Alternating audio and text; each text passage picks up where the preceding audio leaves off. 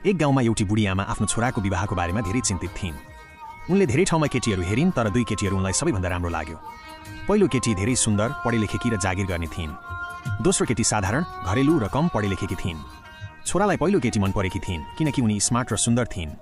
तर आमाको नजरमा दोस्रो केटी नै सबैभन्दा राम्रो थिइन् किनकि उनी घर सम्हाल्ने, सरल र मिठो बोल्ने थिइन्। आमा र छोराको बीचमा यस कुरालाई लिएर अलिकति दूरी आयो।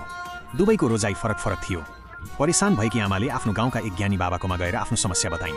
बाबाले भने, भोलि आफ्नो छोरालाई खाली खुट्टा लिएर मसँग आउनु। अर्को बिहान चर्को घाममा आमा र उनको छोरा बाबाकोमा पुगे।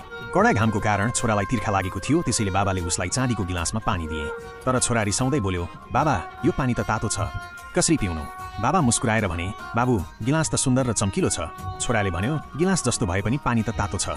त्यसपछि बाबाले उसलाई एउटा माटोको घडाबाट चिसो पानी पिलाए। छोराले तुरुन्तै राहत महसुस गर्यो। बाबाले सम्झाए, जसरी यो चाँदीको गिलास देख्दा सुन्दर छ, तर शीतलता माटोको घडामा छ, त्यसरी नै जीवनमा सुन्दरता बाहिरी हुन्छ। यो सुनेपछि छोरालाई आफ्नी आमाको कुरा बुझायो र उसले त्यही साधारण घरेलु केटीसँग विवाह गर्यो। प्रेमले भन्नुहोस्, राधे राधे।